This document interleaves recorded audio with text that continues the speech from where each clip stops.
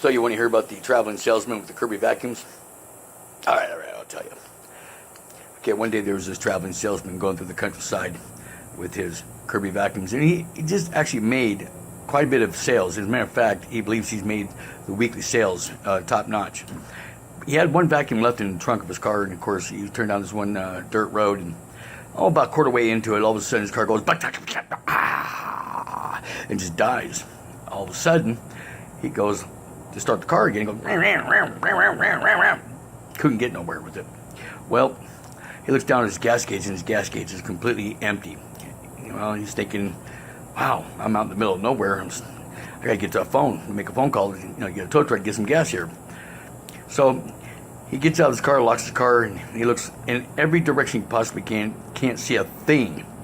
Well, right about, he's about ready to give up, and doesn't know what to do. He sees this little glimmering white speckle off to the east side, to where the sunset is happening, and he realizes, well, that must be a house. So he proceeds on foot to walk on down that way.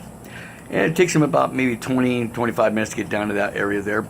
Well, when he gets to the house, and this is right when the sun's starting to go down, of course, now, keep in mind, but he gets to the white picket fence, he opens up the picket fence and closes it behind him. And he's getting ready to knock on the door, and right when he gets to knock on the door, he stops and thinks, I've heard about this country folk and all, cousin doing cousin, aunt and uncle and all this and that. So he decides he's going to decide to go look through all the windows to see what kind of a family he's dealing with first. So he peeks through the front room window on the porch and sees nothing. Goes to the left-hand side of the house and sees nothing.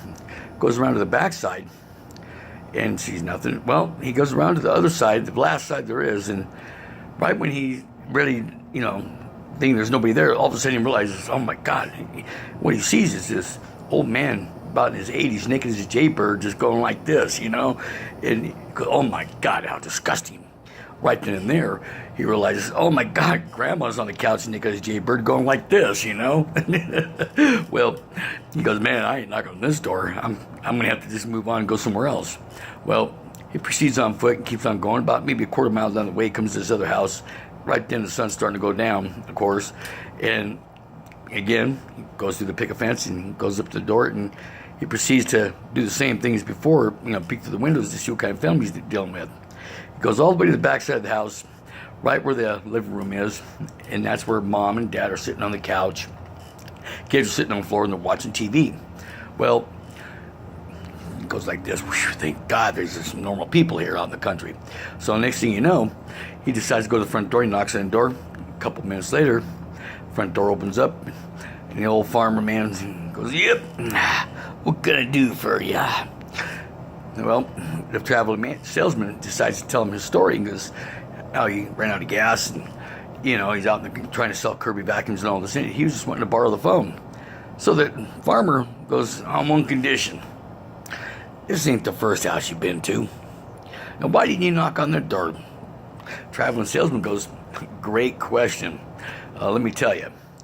He goes, I wasn't sure what kind of people I was dealing with, so I decided to peek through the window. And of course, next thing I know, I get to the last window, and there's this old man in his 80s, naked as a jaybird, going like this. Grandma, she's on the couch going like this, naked as a jaybird. Old farmer says, that ain't nothing, they're deaf. She's telling him to go milk the cow, and he's telling her to go fuck off.